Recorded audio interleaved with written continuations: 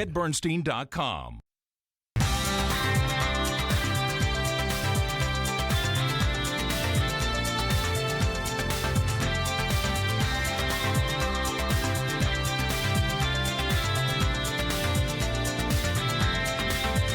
Now, here's Ed Bernstein. Real estate. Boy, the market in Vegas is booming. And with me is, real estate broker to the stars, my terminology anyway, Ivan Sher. How are you, Ivan? Great, Ed. Thanks so much for having me on the show. You know, when it comes, when we talk about luxury homes and the high-end market in Las Vegas, I mean, you are the #1 broker in town for that. You've been doing it for a long time. Did you ever think that the prices of some of these homes would be where they are today? In Las Vegas. It's unbelievable to watch what's actually been happening. Literally over the last year and a half, we've seen in some areas prices literally double, and we see homes that used to sell at like $800 a foot, $900 a foot, $1,000 a foot. Now we have neighborhoods where homes are selling over $2,000 a foot. Wow. It's unbelievable.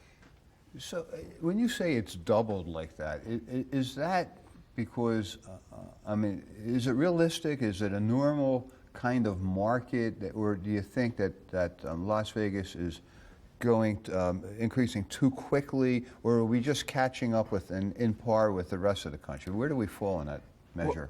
Well, I think that's a great question. The big thing that I'm seeing happening, and it's across the country, we're having a supply issue. And supply, we're having we have low supply, and therefore we have high demand. And we have people, obviously we have people from California who are looking for options to leave California. They're looking in Las Vegas and Nevada are no state income tax. We got great weather, great people, and they're loving us. Yeah. So, I mean, is your prediction that we're going to be stable and not increase as much, or we're going to keep rockets shipping up here? No, I think I think we've defined a new normal for where we are. Our prices have elevated, our price per foot is elevated, and actually our architecture, our design, our finish levels has increased as well because of all these people coming from maybe more sophisticated areas stylistically. Now there's an expectation of a better product, and so I feel like we've reached a new plateau. Maybe what goes up does come down, and it never stays. It's not constant. Real estate is cyclical, but I feel like we've reached a point where, we have a new threshold, a new bottom, and we'll maybe start leveling off a little bit as the market shifts. That's a good way to put it. Yeah. Haven't hit the top. We don't know where the top is, but we know the bottom. Where the bottom may or may not be. Correct. Did you always want to be in the real estate world? Oh wow, God! I think I fell into that because I didn't qualify for anything else in school. School wasn't my strength. It wasn't my strength at all. But I remember sitting with my dad at one point and just trying to go through my options and what could I do. And I said, Dad, I don't know what I'm going to do. And he's like, well, that's okay. It's like digging a hole. I said, what do you mean? He said, you could use a spoon, you could use a shovel, you could use a pitchfork. It doesn't matter. Right. Just dig the hole. Just keep digging. Keep digging, and we picked things that kind of suited me and people and connecting people together, and thank goodness it turned out to be real estate. You mentioned your dad. Your dad is a very well-known physician in town. Yes. I remember when he first kind of started his practice here in Las Vegas. In fact, he was on our show maybe 20-some years ago. But was there pressure from your dad for you to be a doctor? It's so funny. It was the opposite. It was the exact opposite. He goes, you don't want this, go do what you want to do. He goes, I'll support you. He goes, just don't get into medicine. Because he knew that, number one, I didn't have the fortitude to stick through the studies. But he wanted me to find my own journey. It was really interesting. Now, you have children, and they're at that age where they have to start making those decisions also. Yes. But I know, like I was speaking to your daughter yesterday, she's real directed in what she wants to do. Correct. Right? She wants to go into the film world. Correct. Right? Correct, yes. So Madison she's passionate about animal rights and creating awareness of factory farming. And so she's vegan, so she went into the documentary film industry, and that's definitely her passion. And then my eldest Max is a digital marketing guru. He travels the United States and helps people with their online challenges and websites. And my daughter Piper is at Boulder. How do you say it? University of Colorado Boulder. Boulder, yeah. And so with your son, he was directed also. He didn't have to have a conversation with you like you had with your father. I was the only misdirected one in the family. Everyone else has been directed. Well, look, it worked out for whatever. However, so you decided to go into real estate. So you have to go. There's a school, and you have to go to real estate school, get a license, do all that. Okay, now you get a license. What's the first thing you do? Well, I mean, I was 23, 24 years old. Right. That was a lifetime ago. And I started working, and back in the day, there are all these teachers and coaches, and they tell you what to do, and you have these headsets, and you're prospecting, you're getting on the phone and calling random people and asking them if they want to sell, and God, I was miserable at that. I just failed at every level in the industry, so much so that my dad, being a parent, a controlling parent, he'd move me from city to city, trying to get me in the right, be with this parent or this uncle or this relative. They will help guide you. They will help take you to the next level. And ultimately, that's when that's how I ultimately met Florence Shapiro, who is and always will be my mentor and was my partner before she passed. Right, and Florence was in the real estate business in Las Vegas for decades. Yeah. I mean, she was an institution here. So you joined up with Florence. So yeah, so I moved here in 2000. And Florence Shapiro. Yes, exactly. So I moved here in 2000, and I interviewed to come work for Florence. Right. I mean, I hadn't made like 40 grand in my life, and I went to meet with this woman, and she blew me away. She had this energy, this vitality, and she had this smile. She'd smile and light up a room, and I met with her, and I didn't know why, but whatever she wanted, I had no negotiation power with her. Whatever she wanted, I was in. And at first she turned me down. She said, you know, Ivan, as much as I'd like to have you, I can't. So I called up my wife at the time, and we were having a conversation. I said, you know, I didn't get it. I said, unfortunately, and I'd made several trips back and forth driving from San Diego to Las Vegas.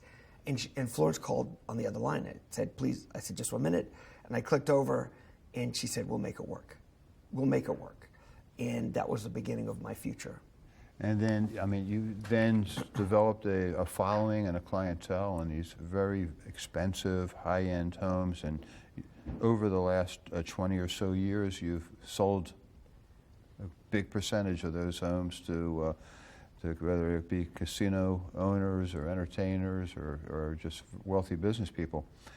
Let's take a look at some of the houses, because what's going on in the market now is just almost dreamlike. It is with some of the homes. It's exactly dreamlike. It's exactly dreamlike. Yeah. So this is 7 Talus in Henderson, in Escaya actually, and I'm allowed to say this. It's Gene Simmons' home. It is absolutely unique and sensational. When Gene bought the house, you can see it's all glass, all windows. He bought the lot next to it, and he added those trees. He added $1 million worth of trees because he wanted to have a fourth. He didn't just want to have a lot that stops at the edge, even though you got these incredible panoramic strip and city and mountain views. He wanted to have a place for solitude. And so he added this forest next door, and you can see the city behind it. It's just gorgeous. Big windows, lots of glass, very modern, and this is today's style. This is what it looks like. And that was our incredible technology, going from light to dark, just like that. Mm-hmm. Security cameras throughout the house. Obviously, someone like Gene needs and wants security. And beautiful. Obviously, those pivot doors are a big thing today. But you can see the finishes. Did a good job. He did everything right. And you know, it's a testament to what's happening in this city. And I believe this one we're at about 13.5. And at one time, he was trying to accept. He said he would accept crypto funds for this house, but he didn't end up selling it for crypto, right? I mean, he got cash. Correct, and that's the home is still available. We had an offer on the home, and we negotiated the offer, and we got really close, and at the last minute it didn't come together. So it's still available if you want to buy it. You know, as I'm watching the video, I was thinking, there's a lot of people now that purchase homes without ever visiting the house. right? They send their broker or their agent over, and you could be living in a different country or a different city, and it sounds. I couldn't do it. I mean, Yeah. I'd have to walk through the house and feel it. Well, I think with COVID and Zoom, the ability to transact without being in person just became a little bit more normal. And it's surprising, but it is more normal today than you'd think. You're 100% right. I have several clients that have written offers, 10 million plus, and have not come to see the house. Wow. And the other thing, you talked about the style of Gene Simmons' house, the modern look. When I reflect back on the years I lived in Las Vegas, when I first moved here, everything had, it was kind of transitioning from, like, I would consider a 60s look into, like, Spanish kind of look. Right. Then it kind of seemed like it became more of an Italian, Mediterranean kind of look. And now when the people are building houses, what's popular is really modern, ultra modern.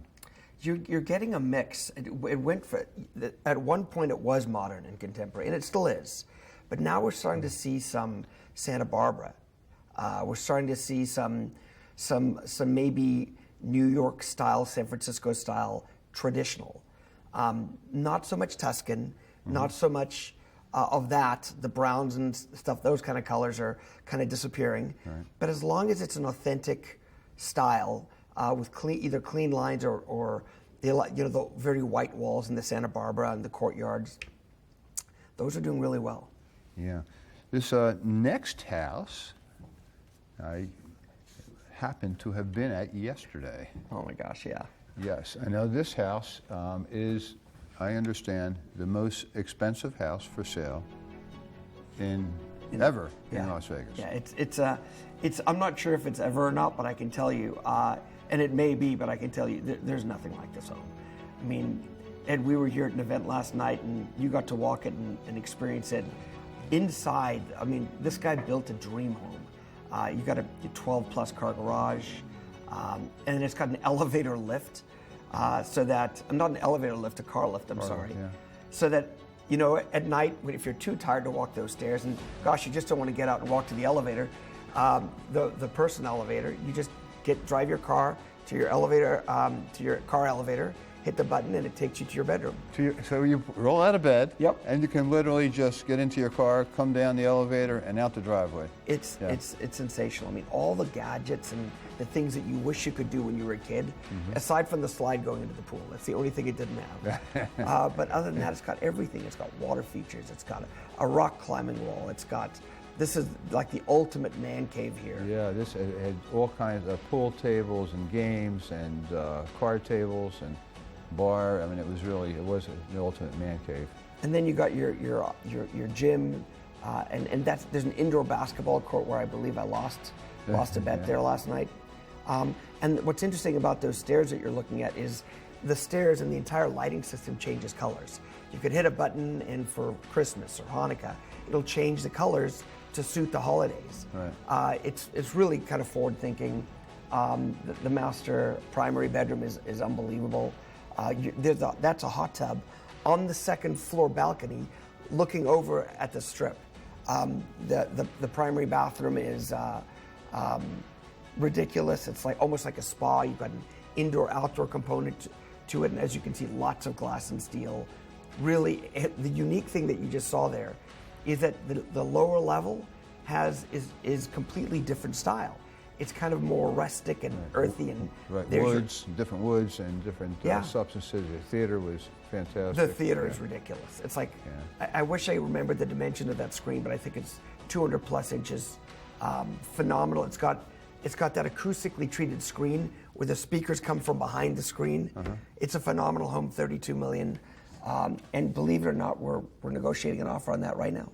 $32 million. And when I was in that house yesterday, I was kind of remembering, I've lived here, almost 50 years. And when you would build a house in those days, it was hard to get skilled craftspeople. It was hard to get state-of-the-art electrical work done and contracting work and architectural work. But do we have, it's different today. We have, incredible tradesmen here living in Vegas instead of importing them from other places the way we used to have to do that to build things. We have best-in-class people in the city, from architecture to designers to builders. There's still, because there's such a huge demand for new construction, there's still supply issues and workmen's or workwomen's issues. But in terms of quality and craftsmanship, we have best in class. Yeah, it's really come a long way. Okay, we have this next house is Talus Court. Where's that? What neighborhood is 7 Talus? So 7 Talus we did. That was the first one. Oh, no, I'm sorry. That was the first one. Okay. Yeah. So whichever one comes up next, I'll hit him with it. Okay. Okay. Scenic Ridge. Okay. This is Spanish Hills. This home is unbelievable. It's modern, contemporary modern. And Spanish Hills is interesting. Their properties, a lot of them on their upper levels, are set up to have dead-on strip views, which is hard to find on the west side. The neighborhood's a little older, which means you get the mature trees. You get all the amenities of being in a more mature community. The home is fantastic. It's a resale. The backyard. This one also, it's interesting. This particular homeowner purchased the lot next to it as well because they also, like Gene, wanted to have the opportunity to expand sideways. This is geared toward the views, right, as opposed to geared toward having this massive backyard. So whoever buys this home may have the option also of purchasing the lot next door. And you can see that the strip views are gorgeous. Big balcony that wraps around the back. One of the closest strip views that you can get is Spanish Hills. You know, some of the other ones you're a little bit more removed. This one, you're right on it. Right. And beautiful, beautiful home, just under $10 million. Just did a great job with the finishes as well. Very simple, very clean lines, basic, really the style that is selling today.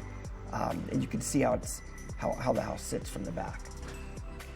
Today, when you sell a high-end house, is it absolutely necessary to have the house staged? And why don't you explain what that is? So staging means different things. Staging, you can either hire a stager, someone that rents you furniture, or for the purposes of selling your home. Now, most stagers will not do that if you're living in the house because they want to have new furniture that they can recycle. Staging also is the act of preparing your home properly. Mm-hmm. So 100% you need to prepare your home properly, which means that when you live in your home, it's different than when you sell your home. It doesn't look like a model home when we live in our home. It's like the day I buy my car. It never looks the same after that. Never. But when you go to sell it, you're wondering why it never looked like that. Right. But preparing the home, positioning it right, getting rid of the things that are maybe too personal, too much of the smaller items, less is more when it comes to those kind of things. Right. So it is important to if you either make it look right or hire somebody who can. Ed, when we're going on a date, which we don't do anymore, but when you're going on a date, do you want to look good on that first date, or do you want to wake up in the morning, roll out of bed, and just go? Right. It's the same concept.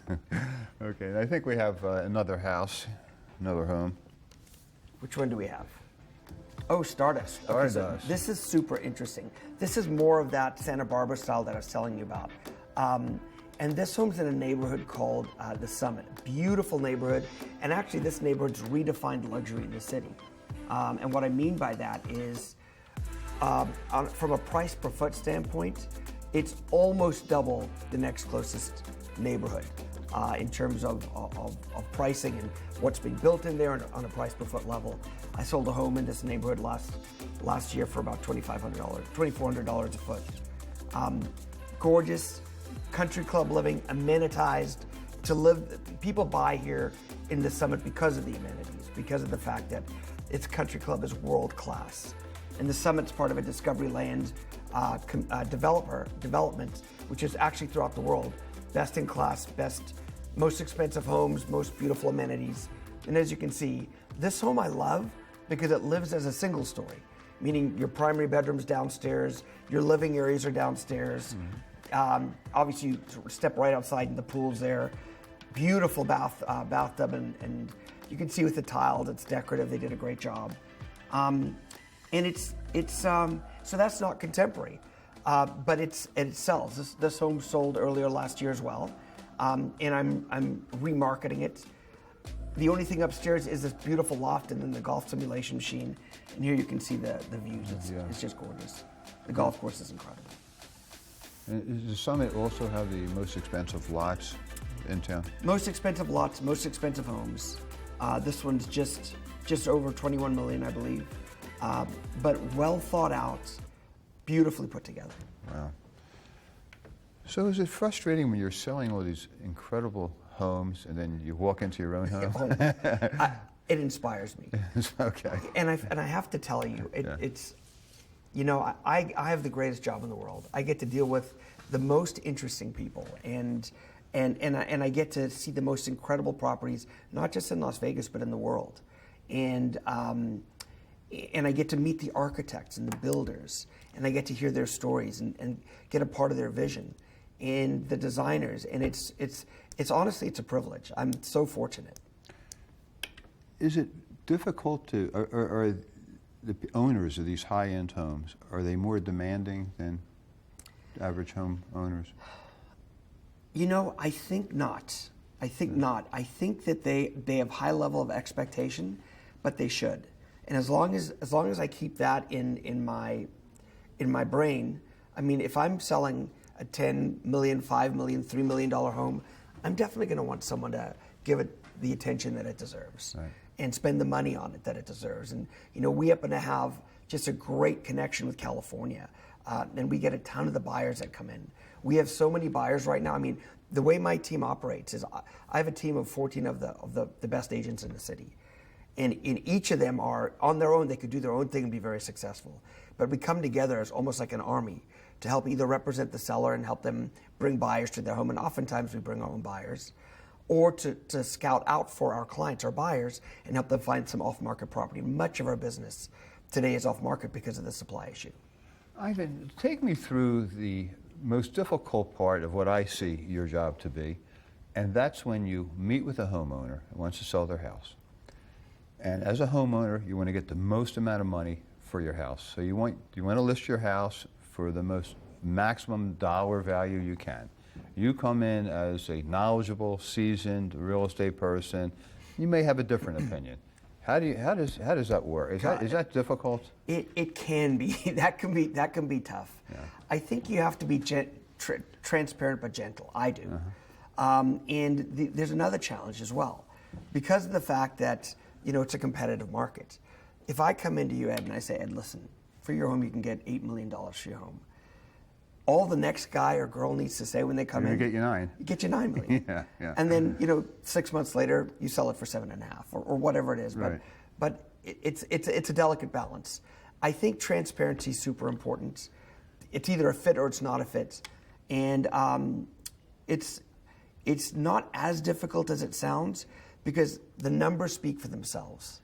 When we sit down and we look at what's sold, if we're looking at like product or in the area.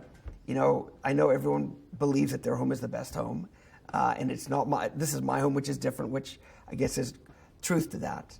But honest conversation and just looking at the numbers. Is the most accepted standard right now the price per square foot? It's one of them for sure. Yeah. It's price per square foot and finish level. I'll never forget with Florence, we were on a street in Orient Express, which is in Queensridge. And we're driving down the street, and I was just getting my footing in Las Vegas. It was 2003, 2.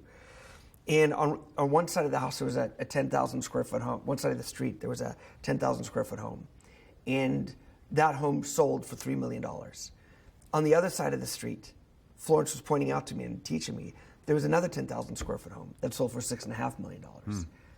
Those comps, price per foot should have been the same. But the other one had imported from, hand-carved flooring and imported lighting from Europe. And that's when I learned, she explained to me how finishes can make the house. What difference has the sports teams meant to real estate, high-end real estate in Las Vegas? Oh, it's changed everything. Because California wouldn't be moving here if we didn't have, as readily, if we didn't have a community, if we didn't have an infrastructure. And starting with the Golden Knights, I mean, they absolutely changed changed our city, our community, and they helped us. Because basically every player is a millionaire, right? Yeah. The starting salaries start at $750,000. Yeah. Then you have all the owners and the sponsors. I mean, it just bubbles out from there. Correct. Yeah. Correct. And what about the football team? Oh yeah. I mean, each team, professional team that we get, and obviously the Raiders is no joke. Right. Each professional team that we get, and the infrastructure and the building that goes in for the stadiums and the training facilities and the merchandising, all of that adds to what we have to offer as a city. Yeah. What about the high-rise market in Las Vegas? You know, it's interesting. The high-rise market was hit the most during COVID because people felt trapped in contained areas. They didn't want to go in an elevator and share an elevator with somebody else. But it's bounced back. We're doing great. Highrise market is very strong, and we're getting into an inventory situation with them as well. Right. So is there any lingering effects right now with COVID in the real estate market? I don't think so. I think COVID's played itself out so far in the city, for my market and for my clients. We were all trapped in our houses. Then we all had to wear masks, and now we don't have to anymore. And I think people are really re-energized, and they're feeling their freedoms and appreciating it. Yeah. Jeez. Well, Ivan, you have a great job. Thanks, Ed. You're working in beautiful places, that's for sure. Thank you. Ivan Sher, and www.isluxury.